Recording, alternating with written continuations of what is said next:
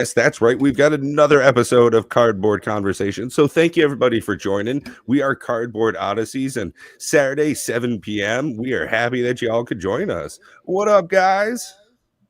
Yo. Right? It's that exciting. We've been looking at some of between our Steam libraries, between TCG players' hottest selling cards, and honestly, there's a lot to talk about tonight. I'm not sure where to start. Matt, I know you just woke yourself up, but is there anything hot on your mind? Anything you want to chat about right off the bat? It was something that I didn't even put on the list of like stuff to talk about, but I don't know if we want to get into the controversial topic or not. But what do you guys think Whoa. about board wipes? I've Oh stopped man. running them. Hey, what up, Superbacker? Great to have you here, dude. Board wipes. Ooh.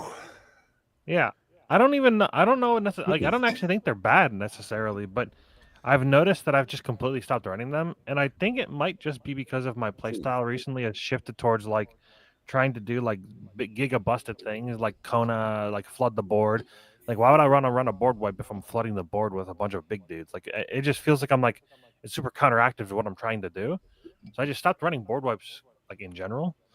Hmm. Uh, and then I'm also kind of at this point where I'm like, I'd rather running a board wipe makes it so like you're playing a game and then like all of a sudden everything comes to a halt. All the progress that everybody's made is completely ruined, and like the game kind of restarts. I'd rather just play a new game. I don't know. That's just kind of how I Well, feel. I think that's part of it for me. Correct me if I'm wrong, Bob, but I think that we're in the same boat that the only purpose to have a board wipe is if you've got a follow up. If you're doing something like Armageddon and it's destroy all lands, you better be running artifact mana. You've got to have other generation. It shouldn't stall the game out. That's one of the reasons in our play I, group that I don't it know. is I don't know that I agree with sparsely either of you. good. Ooh. Yeah, I mean, for me, board wipes should be used quite sparingly and only if they're kind of a finisher. It's like if you're using an overrun tactic, but then you don't have any attackers. If you're just delaying the game so that maybe in 30 or 40 more minutes you can squeak out a win, I just don't want that type of play at my table. What about you, Bob? What are your thoughts on board wipes? Well, I mean, if you remember right, we had that discussion when you were here at the table of six talking about board wipes. Certainly, I think if you have more than four players at a commander table, it's already very long as it is, and it's just going to draw it out more. And I understand, perpetual board wipes over and over again become problematic. But there have been a number of games, just like at that game itself, where I almost had something going, but I got mana screwed. So I'm sitting there doing nothing for 3 or 4 turns, and if I could board wipe in that to buy enough time to get enough land to get something going, I'm all for it. Because people don't like stacks. I like stacks. And I get it. This gets into that conversation. Well, then what do we talk about when we're talking about power creep? Because that's certainly part of it. And without board wipes, power creep is going to turn it into what do you want to sit and watch somebody when you've played one land go off like virtually every game out of 4 people. We're getting to the point where one person on every turn 3 or 4 is going to go off and win, and you maybe played 1 or 2 lands. Well, let us know down in the comment section. We've got a poll going live. What are your thoughts on board wipes? Yay, nay, or meh? I don't want to see them repeatedly, but I think they have a place. I like one-sided board wipes or like pseudo one-sided, like Cyclonic Rift, for instance. A lot of people like groan and they hate that, but like it's one-sided. There's a good chance that person that casts Cyclonic Rift is going to win soon. If the problem that I have is if they Cyclonic Rift and they're not going to win. Like, honestly, an Right. example this most recent Thursday where um one of the players had multiple like bounce or like destruction spells, and like they were doing nothing. So like the only thing they were doing was preventing themselves from losing, but at the same time they weren't progressing the game to win. So it's like they were just extending the game for like really no reason. It's like just to put another card out so people yeah, could just to like take I don't know, things just to off like the table. I think they that's were unfair. trying to win, but like it just wasn't happening, and it wasn't even close. So it's like okay, but that's I don't know. that's trying to win based on your parameters of trying to win, and you're a different type of player that you'll sit there if you don't mind. Like I mind much more when somebody sits there for 15 to 20 minutes. I don't care if they're going to win. You've bored me after about the first 2 minutes of you burgling yourself, and just watching you jerk off at the Magic table is just so not only boring but infuriating, and I just don't even want to play Magic at that point. Fine, if you want to play Magic by yourself, here's my cards, have fun, goldfish your deck, have a nut. But watching people do that kind of repetitive tickety-tackety, that is way more infuriating than a board wipe to me. So I don't care if they're trying to stall and buy time to get to their winning combo.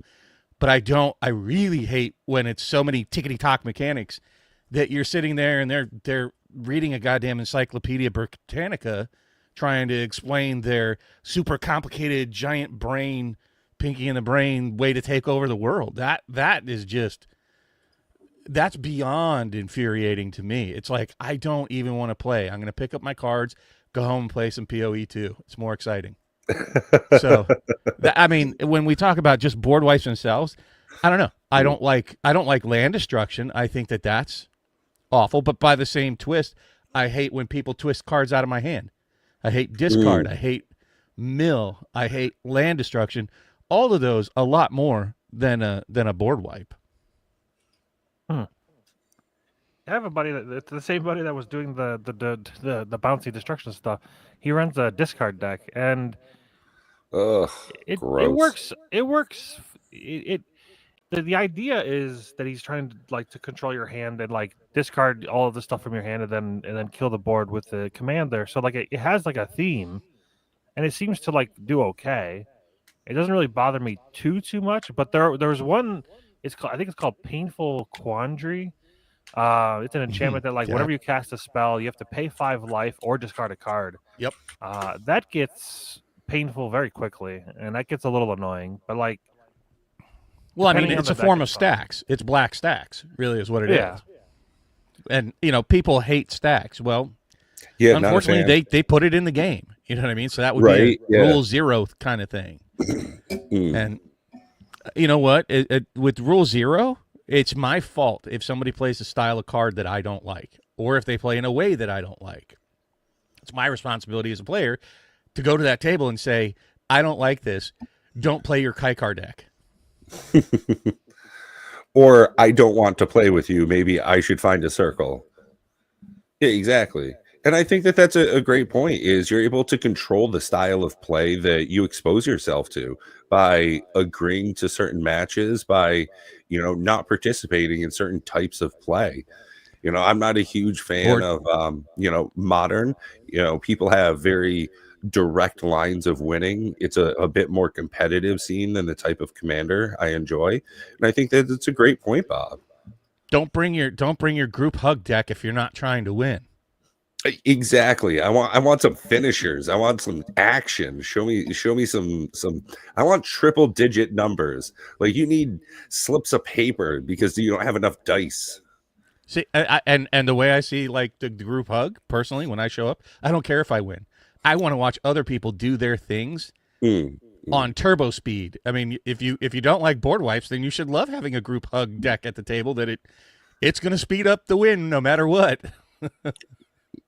That it will, for sure. It'll cut down the time on the rest of the table, but I know it irritates some people to see a group hug. Like, it just seems counterintuitive to them that someone would show up at the table not caring to win. I just think that it breaks the game dynamic.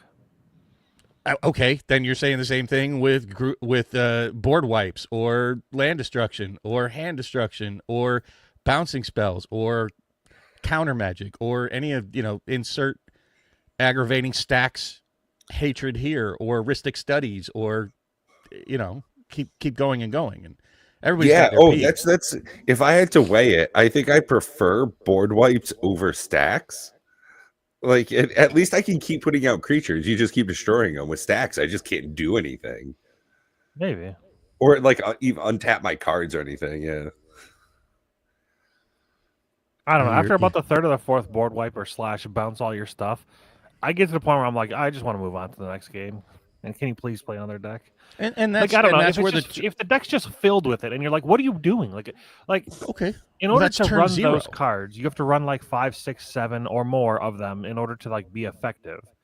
And then you're at the point where like you filled a portion of your deck with just a bunch of annoying bullshit that nobody wants. Like I don't know. Like I'd rather just play cool cards that combo with each other and actually just win the game as But opposed to just delaying the game. your enjoyment of it. The other Well, I know person that's why may I was asking the enjoy question. I was doing the other curious thing. what the consensus was. And that's what I was saying is, you know, that the enjoyment when you're sitting at the table can vary player to player. And I understand, and it's valid that you don't enjoy that style, right? As much as I don't enjoy watching somebody combo off for 15 minutes.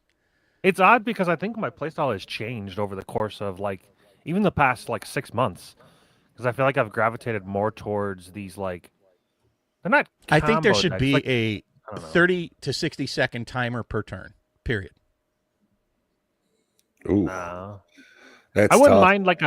mind like a arena style situation where like you have like a kind of like in chess where like you hit the button or like to like you then you're going to take all 15 minutes on one fucking turn while I'm taking a shit and eating a taco, right? Yeah. And it still gets but to at the least same problem. at least you only have 30 minutes total or whatever. I don't care about that. It's the singular turn where I'm sitting there, you know, drooling on myself for 15 minutes while somebody's showing me how big their weenus is. And I just don't care.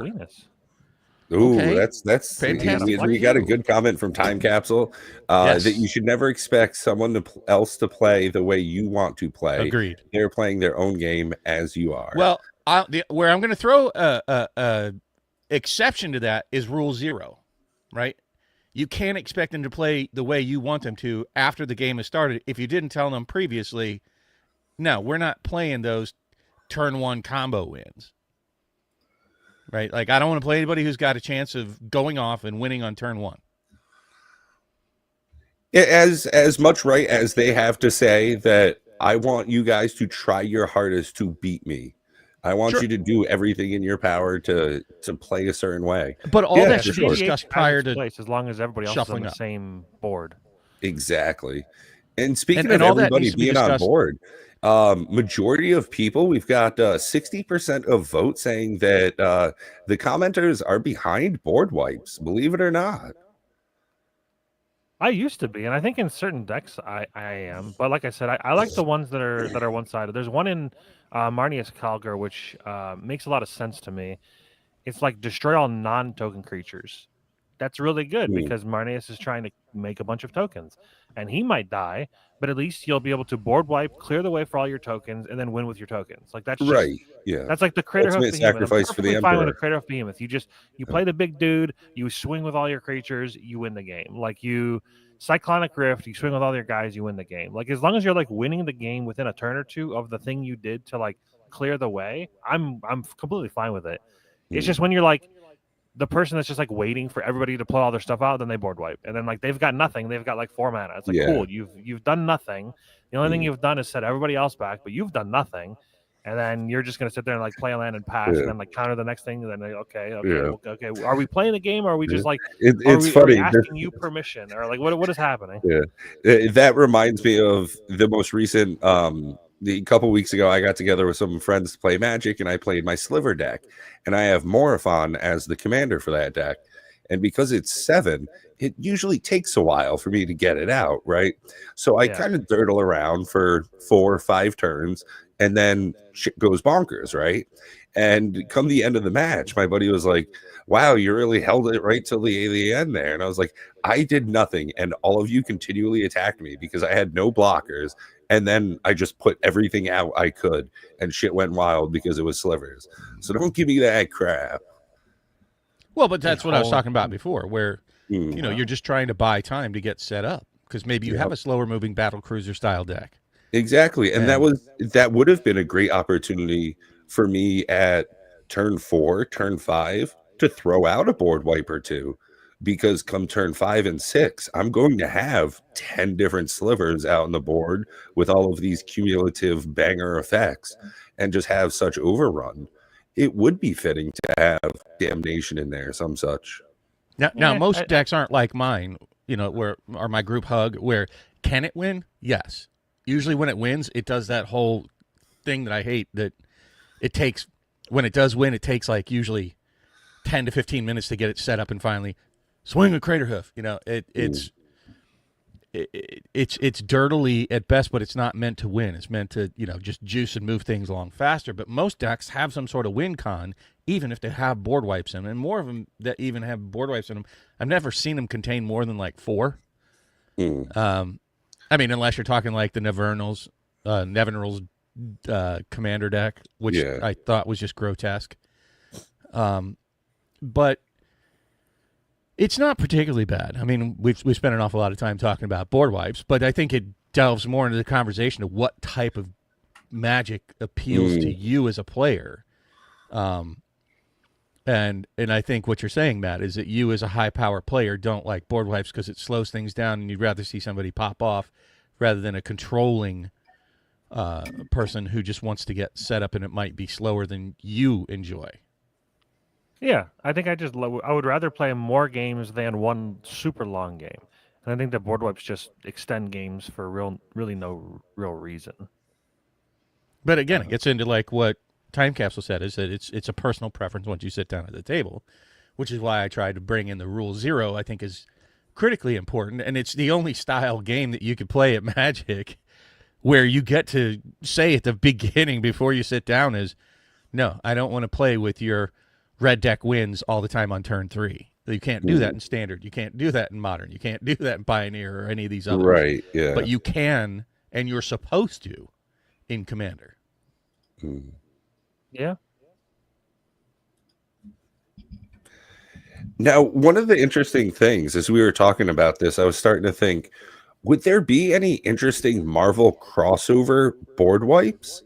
Would Sure. that be, absolutely. I'll give you a visual on that. You want a visual for that one? And there's a perfect board wipe, and it has to be 5 colors. You ready for it? The gauntlet, right? The snapping, right. So they have to put that in there. There's already a Thanos snap. The one that you have to flip a coin for each creature everybody has. Isn't there one like that? I don't. That's like perfect because that's exactly what Thanos did. Well, I'm just saying that certainly is thematic for the idea. That's at least one, and there are so many actually. When you think about Marvel and their storylines, that they're all about the invasion and wiping out all of humanity. Like that's the theme of most of these things. Like when you think about Doctor Strange, right? That was the whole purpose of him joining that whatever Time Twisters League, is to save all of humanity. And isn't that kind of what the Spider-Man alternate universe thing was about? But I think that was Thanos, right? It was to reverse that. But I mean, when you really look at the Marvel movies, most of them are not just targeting a singular person or a singular country. It's like, we're going to wipe out, or like X-Men, we're going to wipe out all non-mutants. I mean, I'll be honest, I was kind of behind Magneto's, entire idea. I think they should have done it just slowly. They could have just outbred him. But, Well, I mean, that really is, based off of like the Nazi Holocaust. Yeah, and they were not like shy about the whole thing either. Eric having been is in that Auschwitz. Mr. Dubs? I think so. There's Richie. It's been ages, brother. Wow. But long time no see. Thanks for showing up. Yeah, right. But I think getting that's a great question, and I think what we really should get into, and I don't know if we should get into it tonight because you're really making it pop off my brain.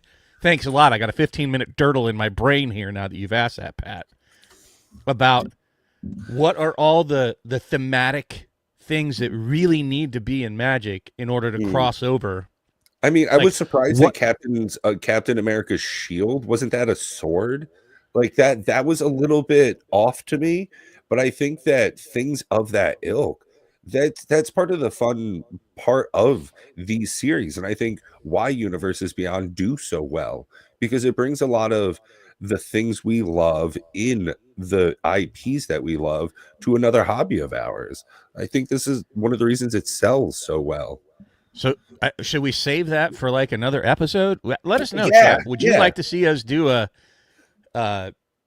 We conspiracy should theory of things that need to for be in sure. Magic with the Marvel crossover for mechanics and flavor and lore wins? Do you care? Ooh, lore I think it's wins. interesting. Let us know. Let us know in the comments. Seriously. So before we like sink a whole bunch of time to it, because my brain's just sitting over clickety clacking on all the things like Hulk Smash, Hulk Smash artifacts, Hulk Smash enchantments. He's All green. right. He's that's what green does is destroy artifacts and enchantments. And I could see them bringing back tranquility with a Hulk. Like a Hulk ability to Hulk smash all artifacts, Hulk smash What up, all coach? enchantments. So I think that there could be a whole episode easily on just what could be. But I don't want to get into that because we are supposed to visit the revisit of Innistrad.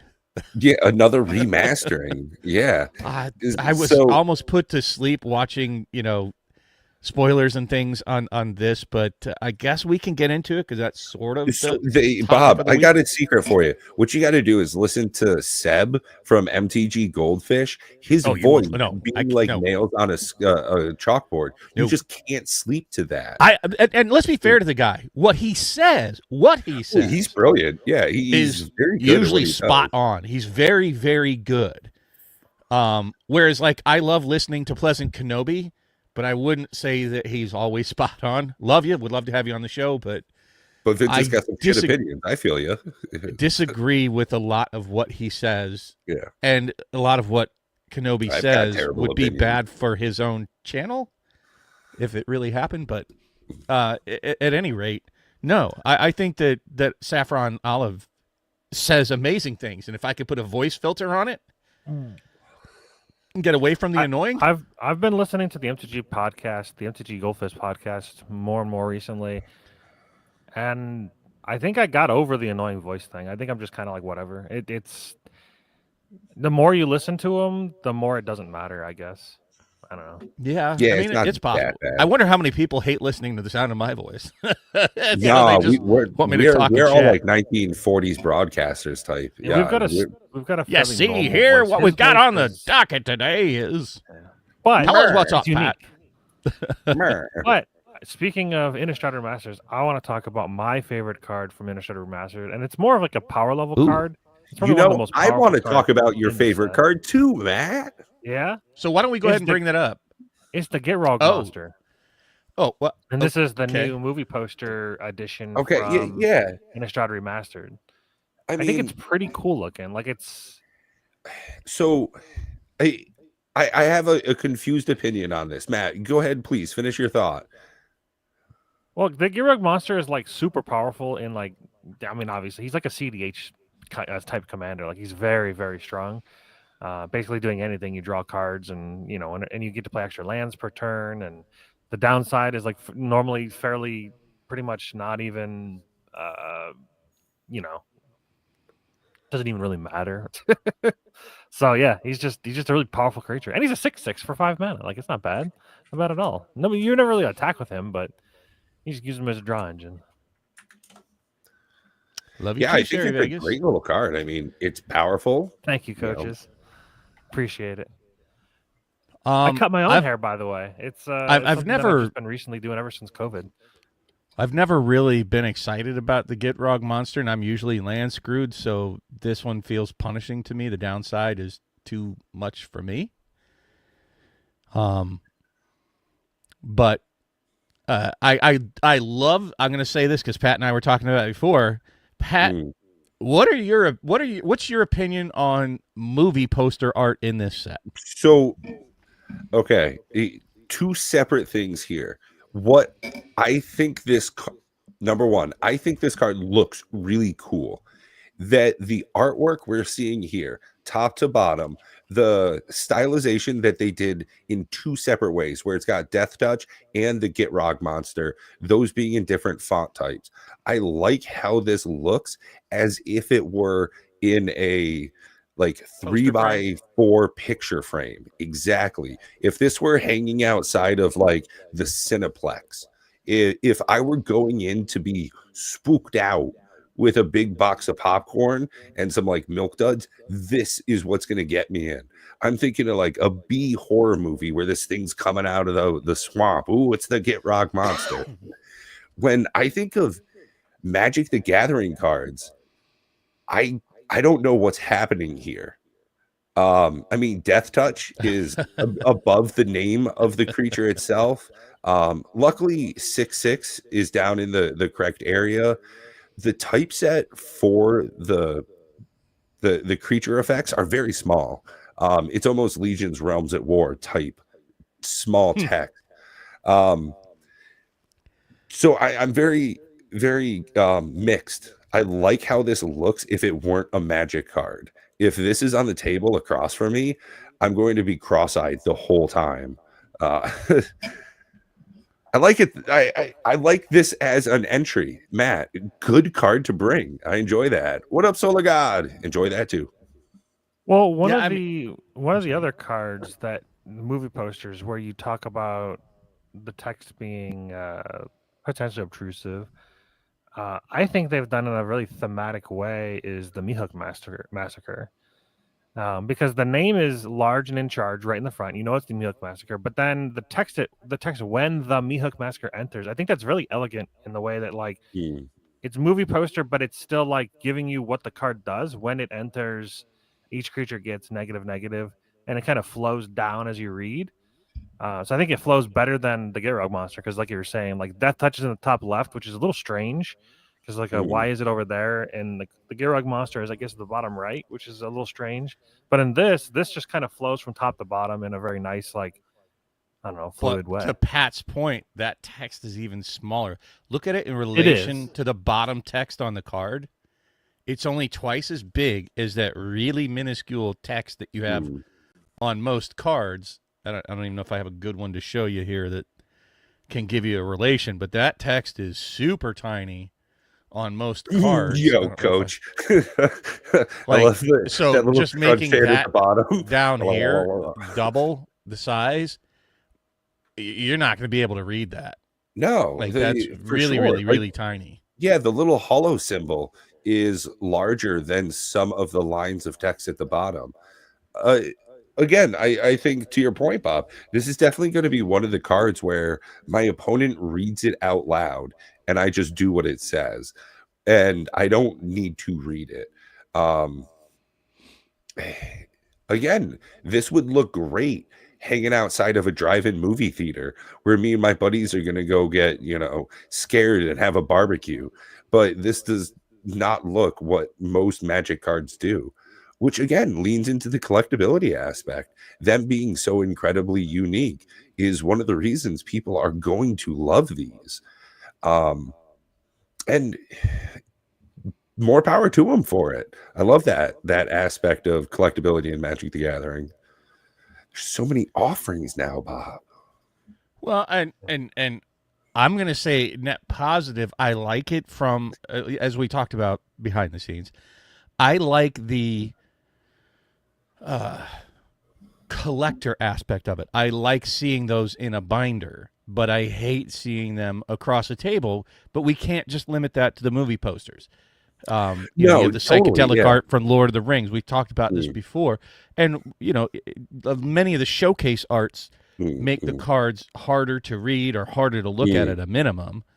And they don't, I think all of them kind of have the same problem, and they make the Magic table not look like Magic. Right. And that was actually the reason I made the thumbnail and the title of this episode as it is Marvel versus Magic the Gathering. In some of our discussions behind the scenes, guys, we've kind of done the math, and It looks like for the first time, Magic the Gathering is going to have a series of sets in such quantity that are not regular Magic the Gathering cards that it will outnumber traditional Magic. It seems as though Marvel is winning Magic this year. And I'd like to see how it's going to be revisited at the end of the year. And honestly, I'll say, guys, I think I'm more interested in the Spider-Man set than I am in Innistrad Remastered. Oh, Not by that there far. are, I'm not at all. no? By Innistrad far. Remastered set was a banger. I think it's as far as like thematics go. I think it nailed. It reprinted a lot of the cards that like if you wanted to remaster the set, if you wanted to go back to Innistrad, if you think like Huntmaster of the Fells, Bloodline Keeper, like there's like so many Blood Artists. There's so many cards that they reprinted in the set and then gave unique art for. I just think that they did a really good job at printing the cards that mattered. Like think of like the failures that they've done in the past, like the double feature.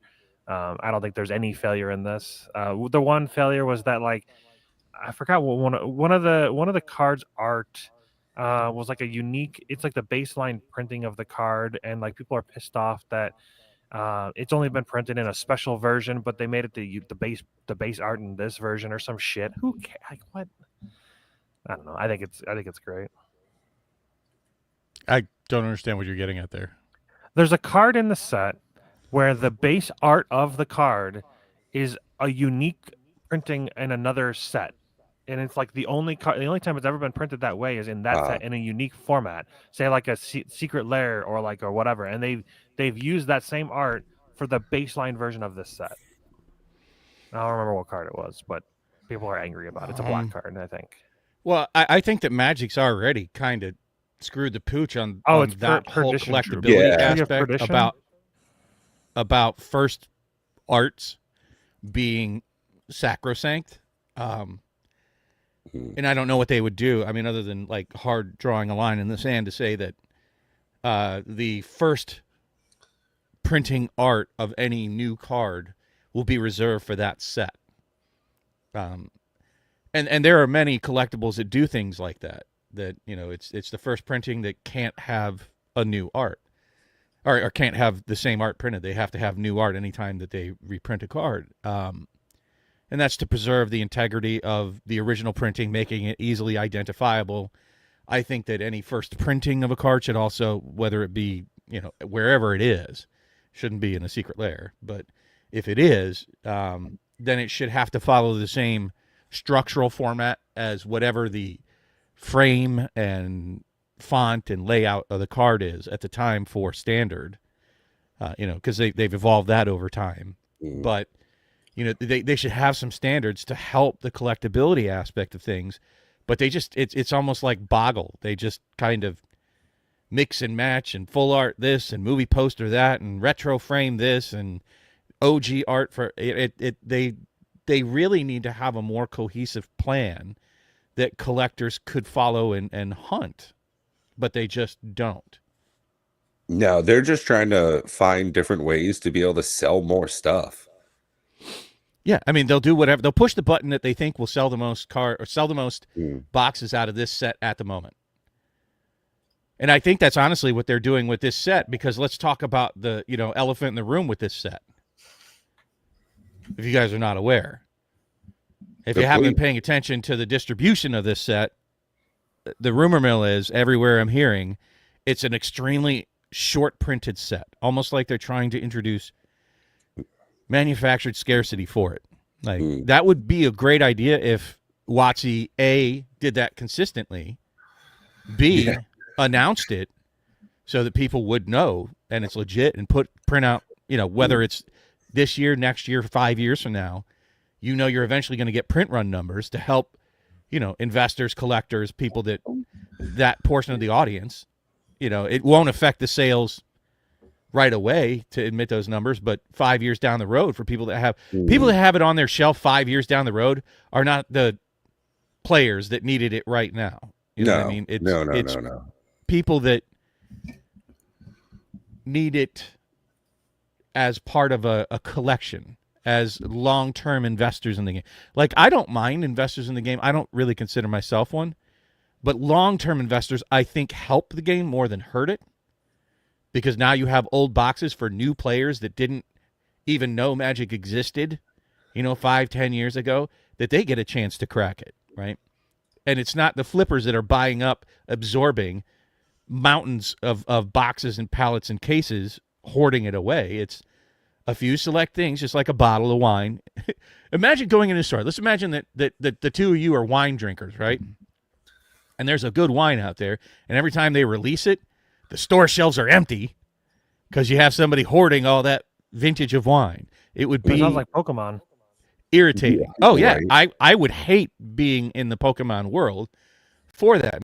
People, fighting over it at the shelves and doing questionable things between distributors and the flipper scammers. It's something I want no part of. Whatever. I think it's still just sort of in its crush phase. Realize it wasn't that long ago Logan Paul took Pokemon from being a relatively who cares in the collecting world to, oh my god, if I collect cards, it's got to be Pokemon. I think it definitely breached. It was always one of the flagship premier trading card games, but when it got so much notoriety from some of the big YouTubers, and I think that it went from just being super niche, a small time hobby as it were. It got Right. so much exposure. It was on like News Fox 5 and stuff like that. So I Well, I think there mean, was and that's why definitely Rudy had those boxes in his bathroom. Couldn't sell them at cost. 'cause And people if you didn't care at remember, the time, I yeah. mean, I've been, I was buying Pokemon for my daughter, Hmm. all along that time frame, and you never had a problem going into a Walmart. There was always plentiful product for the new products on the shelves anytime you went in during the print run cycle Hmm. for any iteration. And we're talking about in the 20 teens, right? We're not talking about the really really rare stuff from the 1990s. So it definitely went from, like you said, niche to front page. Hmm. And I don't think that we've completely gotten over that yet. I don't know what the long term looks like for that when those people, Hey, when I'd they're rather, like, yeah. those people, their kids are going to go through college at some point, and they're like the ones that enjoyed it, and they're like, oh, I got money now, I can buy all kinds of Pokemon. And when they Hmm. have to buy their houses and get their kids through college and all that, set up for retirement, Hmm. I think that phase is going to quiet down quite a bit. Yeah, there are going to be ebbs and flows, but probably more ebbs and less flows. I would say, probably compared to the last 5 years, absolutely. Well, I mean, it's something that continues to evolve. Speaking of evolving and evolutions, one of my favorite cards from Innistrad Remastered, you like it, Matt? I come in for full circle. I've got Segway.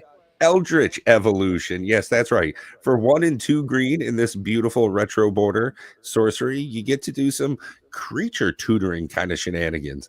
And since I love myself tokens so very much, you actually can use this to just tutor up something off a token. So something that would normally be a waste, boom, there you go. You're getting, a little mana producer. This is a tiny little card. I like this. I'm surprised I haven't seen this and used it more. Eldritch Evolution is a banger card. It's very good, especially if you can build your deck in a way where your commander is a outlet to your what combos, sure, but even just strong cards.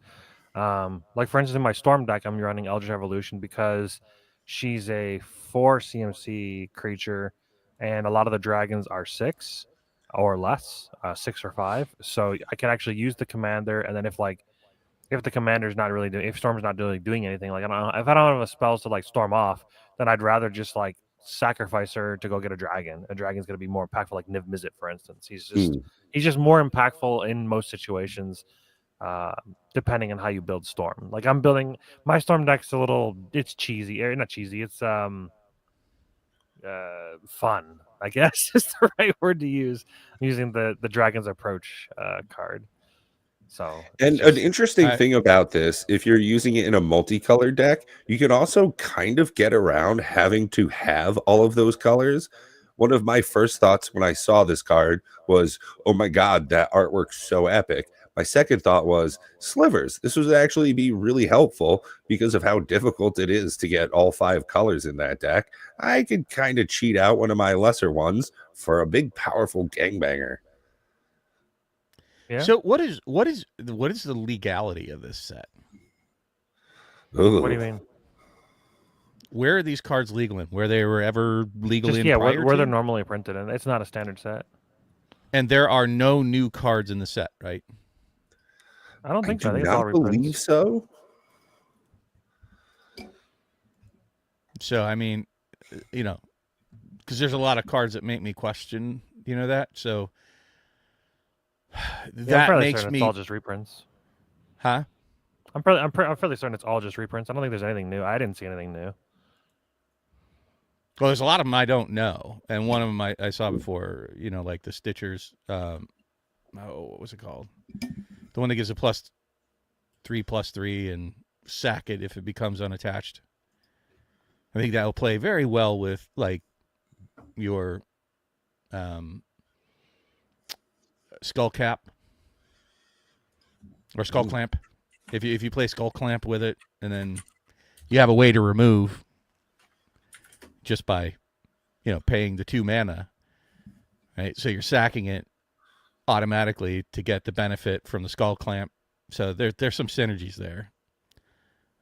That's one of the problems with like skull clamp, other than putting it on like little weenies, or if you make your creatures plus whatever. Yeah. That skull clamp isn't as like once you start juicing it. Like skull clamp's great in slivers until you start getting 8/8 slivers. But if you Right. get 8/8 slivers, Yeah. and then now you still have skull clamp because you've already gotten some juice out of it, and you put that Stitchers. And now they're just 9/7s, which is kind of But like all you have to do is unattach the one's Stitcher artifact, and now you can sack your 9/9. You don't really care because it's just another sliver. That, still get your draw ability. It's interesting you mentioned that. So it's something I ran into in Kaikar, Witten's Fury, was that my tokens, because of all the banner and anthem effects I had, ended up being like 3/3s or 4/4s. So normally, them being 1/1s, I would just skull clamp around, draw a bunch of cards. Then I realized, it doesn't matter. They have a static sacrifice ability. Well, here for mana. let's share the card that I'm talking about. You're talking about Meld? Oh no, Stitcher's Graft. It's okay. So this is the card that I'm talking about, right? So if you have Skull Clamp and you still want your creatures to be big enough to be meaningful, this, for 1 or 2 equip, it really adds a lot of value to something like that. And if you can't unequip it, well, you're going to at least have probably 4/4 out of this at a minimum, which is usually not a bad thing. If you have Skull Clamp and you have a way to unequip this, which is just having another creature to equip it to, now you can take the benefit of the Skull Clamp. So Skull Clamp's what, +1, +0? +1 2 -1. 1, or +1 -1. Okay, even still, that. So now you have probably 5 at a minimum, 5/2 or something on the board every turn out of just generating tokens, and then you have token draw. Like it just has some. It's an unassuming card. It's probably going to be like a, I don't know, 25-cent rare. But I think it has a place this is going to be along with Skull Clamp. Yeah. So that's one of the great things about Magic is a lot of cards are free. But this is not actually the card. Well, that's one of the cards that are actually almost cheaper to actually buy than print. Well, no, what you do is you go down, you don't pay to go to the pre-release, and people just leave a bunch of shit that they don't want, so you get them for free. Yeah. Sure. But the card that I'm most excited to see I in the almost set. chose this one, Bob. You got a great one. Yeah. But why is it so tiny? I don't know. That's what she said. Okay, I'm ready to mute the trolls. Okay. Like, why is it like it's gigantic? I got it. Hold on. You gotta. Hold on. Yeah. Resize the window. There you go. I hate that with this vertical format.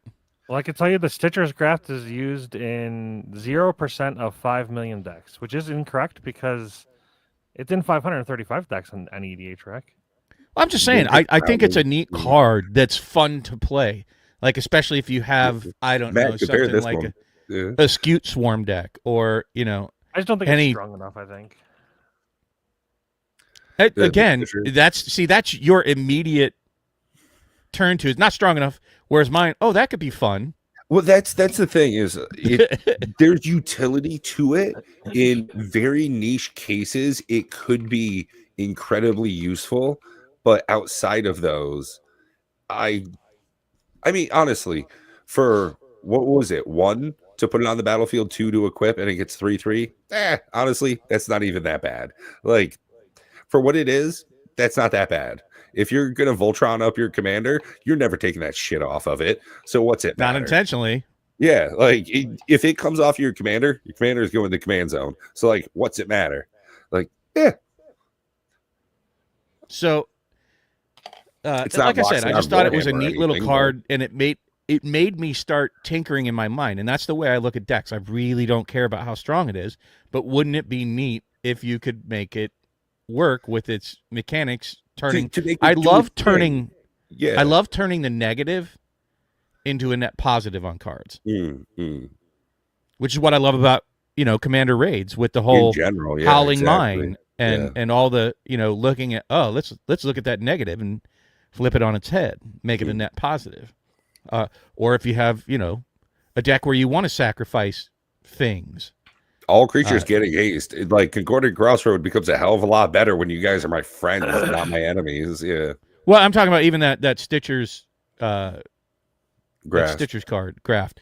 That if you're trying to get creatures into your graveyard, that's a great way to like give you reprieve at early game, get it on a creature on turn 2.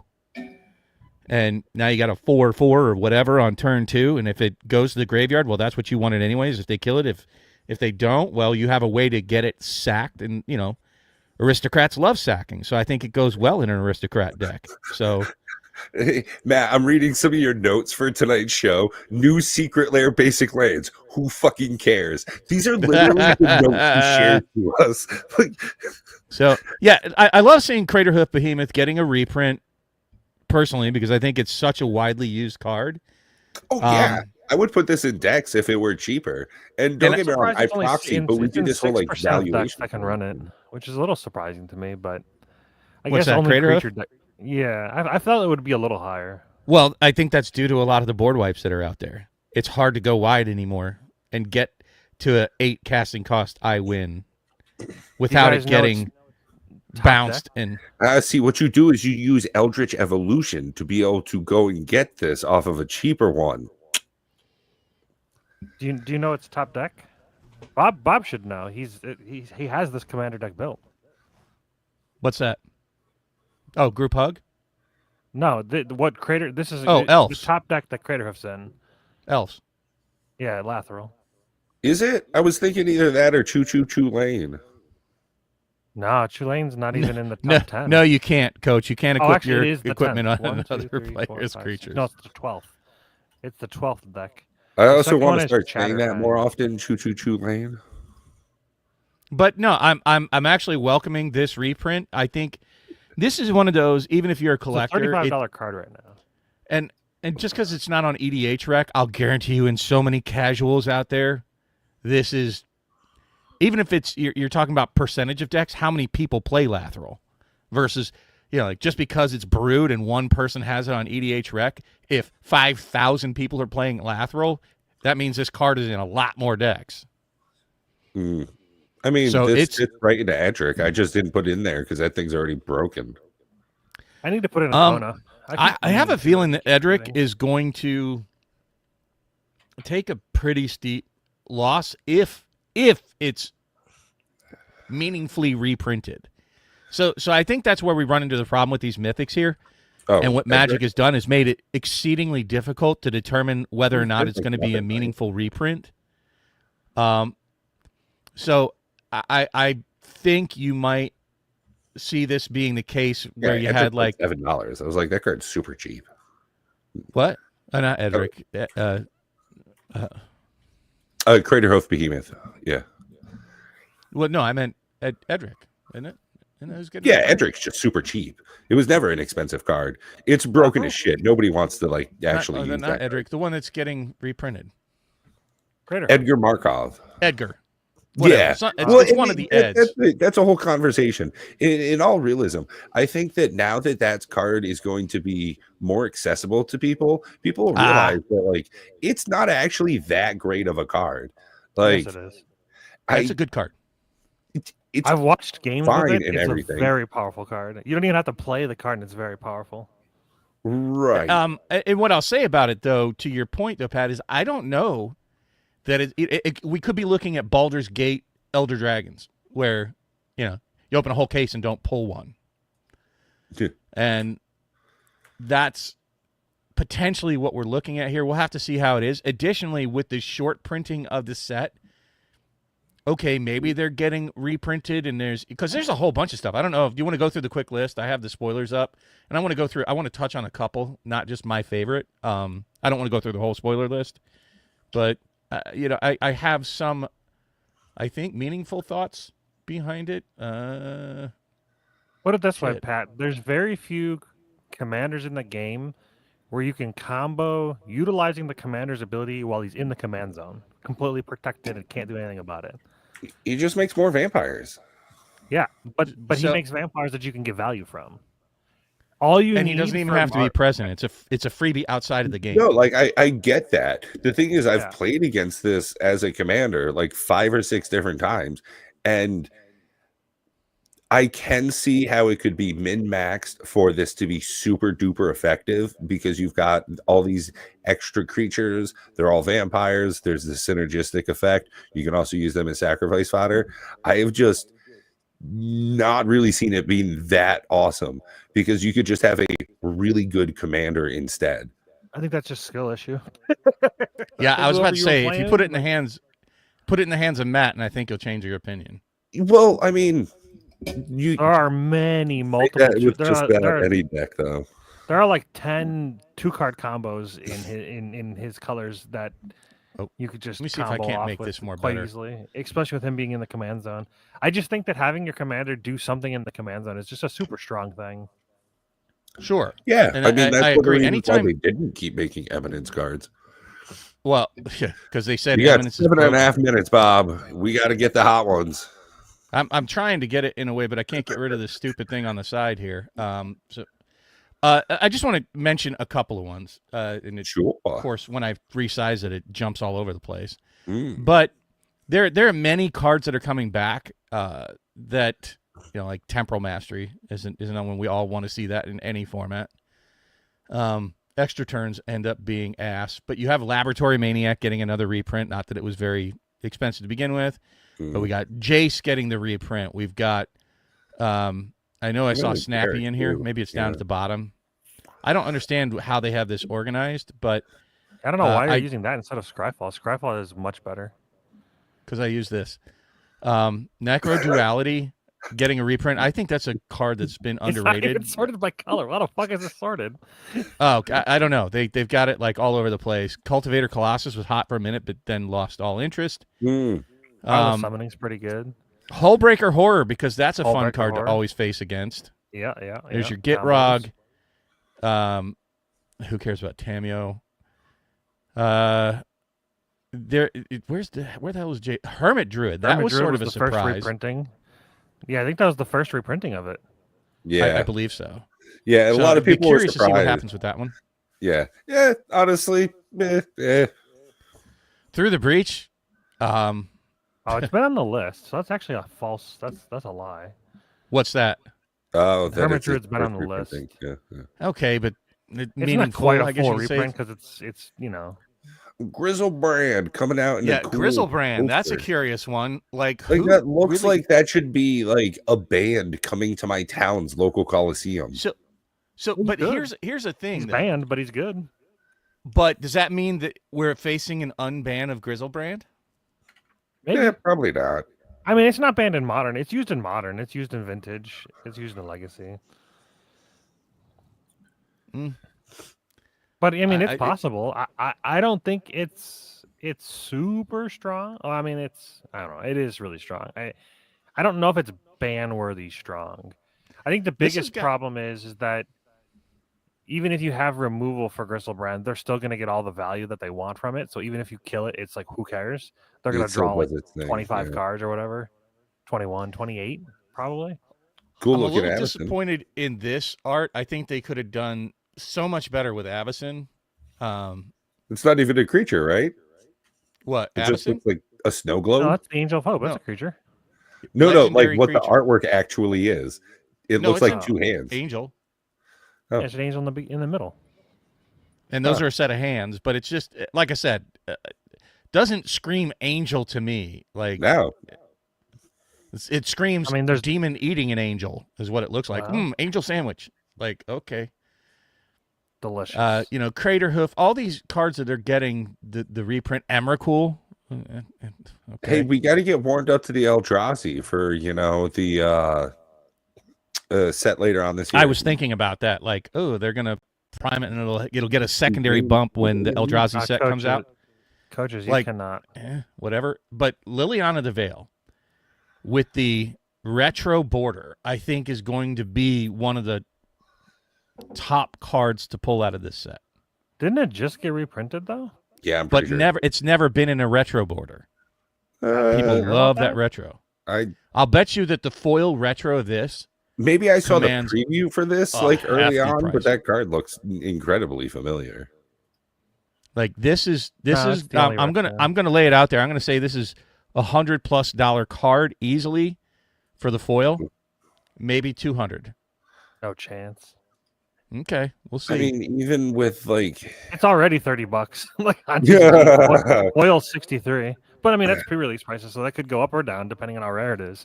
Like you're saying, Snapcaster in a retro frame, maybe.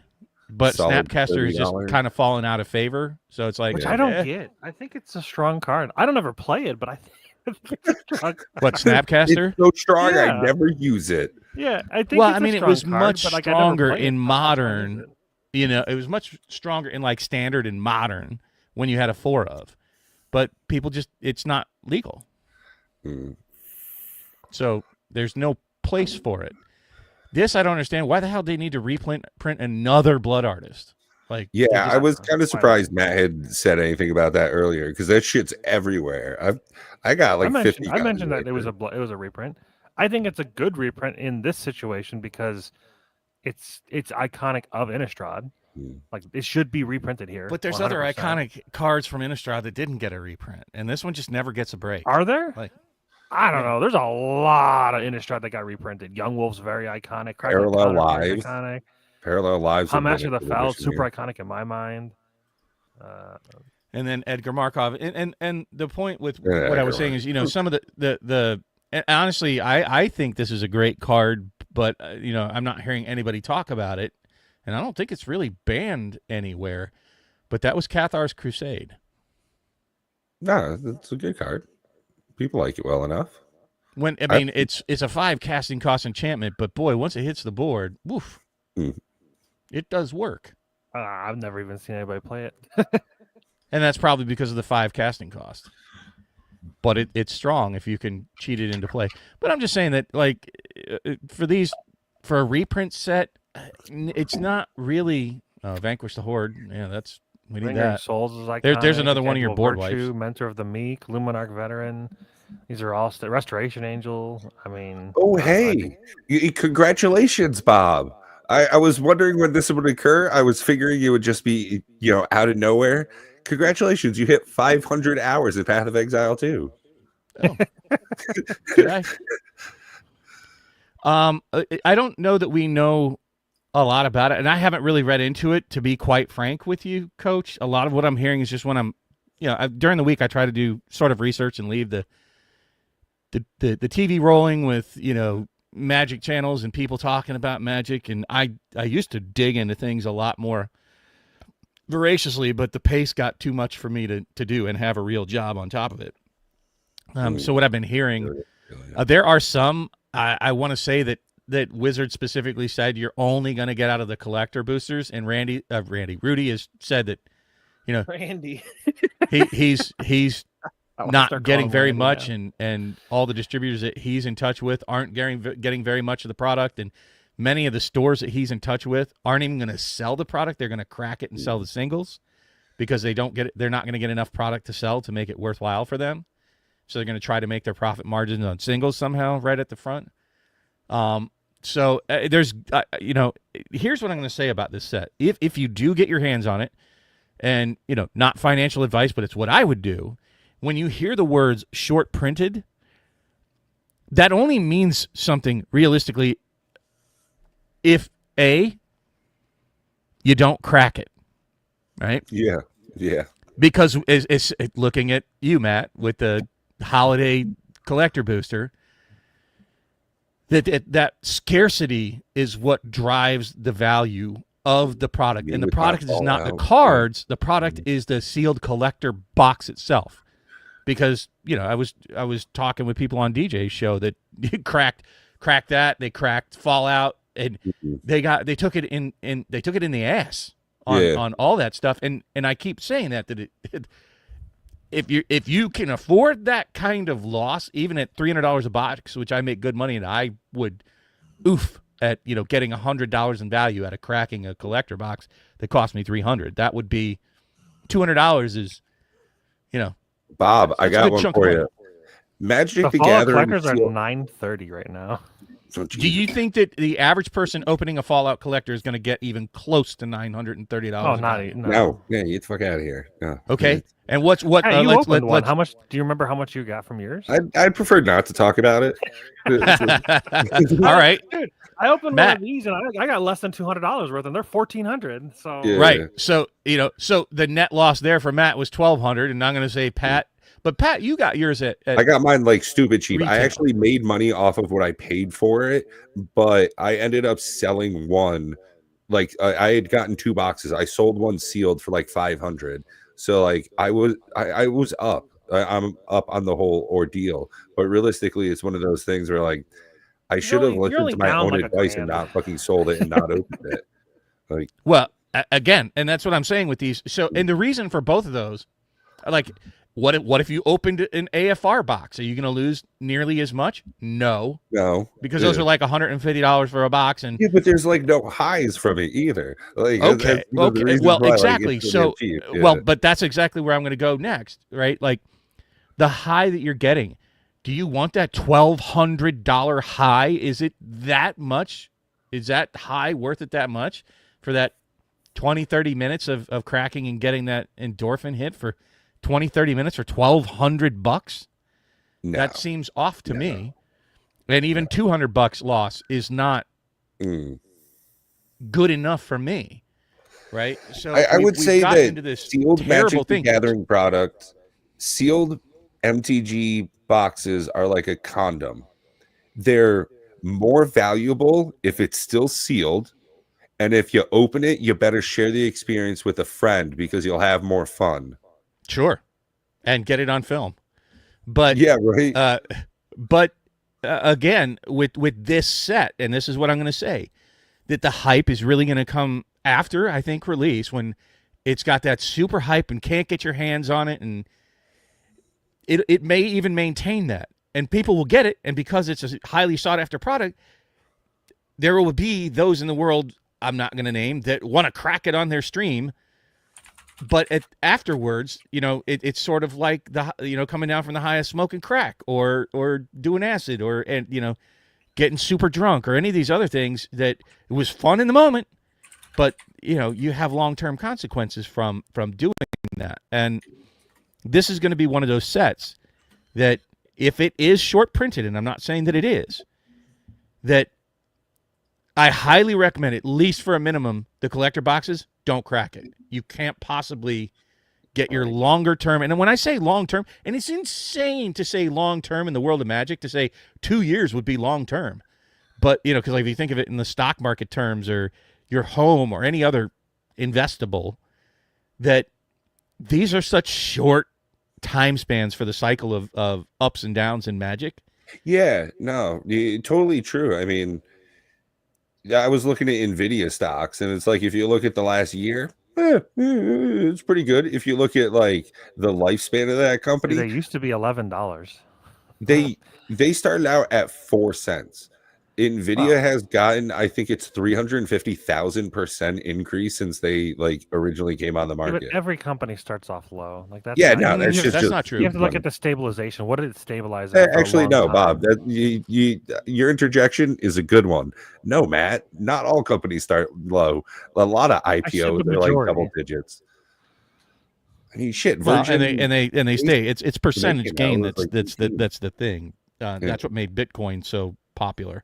Hmm. But when we're talking about a Magic product like this, because it's short print, honestly, it's not affecting any formats. Let's repeat that.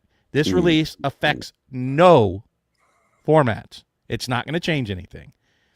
So it's purely in the collectible aspect of it. And it's just going to destroy people's collections for like the first time meaningful print, if there is a meaningful print. If it's not a meaningful print, then okay, what the fuck is this product all about? Secondly, all the people that were happy to have Markov people are going to longer. attach an insane value that makes absolutely no sense, that you can't possibly get your money out of it. Holy shit! Not realistic. Unless So you if one get person the- in the 1,000 opens serialized. if one person in 1,000 opens a serialized Edgar Markov, or one person in 10,000 opens a serialized Edgar Markov, okay, that's 9,999 collector boxes that took it in the pooper, and everybody else is making up that cost because of the premium that the public is putting on it for a short print product. It's the same thing on scratcher tickets, man. You got to get 9 out of 10 losses. $400 a box for collector boxes. I would highly recommend that if you get your hands on a collector's box, seriously consider keeping it sealed, at least for 2 years, because you're not like it's not in standard format that you need these cards to bling out in your standard deck to play this week at the LGS. This is certainly a product that you can wait. There is nothing you're going to crack in this set that can't wait to hit the table, and you'd be far better off buying that collector box and then buying the single of whatever it is you want, unless you want to serialize Edgar Markov. I think it's the only serialized card in the set. Yeah, which is kind of weird. Yeah. No, I think that's the way they should have done it. We've covered that ad nauseum, and we can get into it more in the after show. But guess what, folks? It is that time. We have actually given you bonus 5 minutes of Bob, Matt, and Pat here tonight. We have to get to our members only chat. So if you want to see this continue on tonight, consider for $12 a year joining us after the show here. But that's going to do it for me tonight. Thank everybody for showing up. Please leave comments on what you think. We'll go back and review. There are certainly topics we'd like to hear from you guys on, and let us know the direction you'd like to see some of the chats go in the future. And let us know how excited you are about Innistrad Remastered. Are you hyped for it? You jazzed? And let us know if the speculations of if the last set really is Avatar: The Last Airbender. Oh, man, yeah. We're going to have to do another one on that. Well, until then, bye, y'all.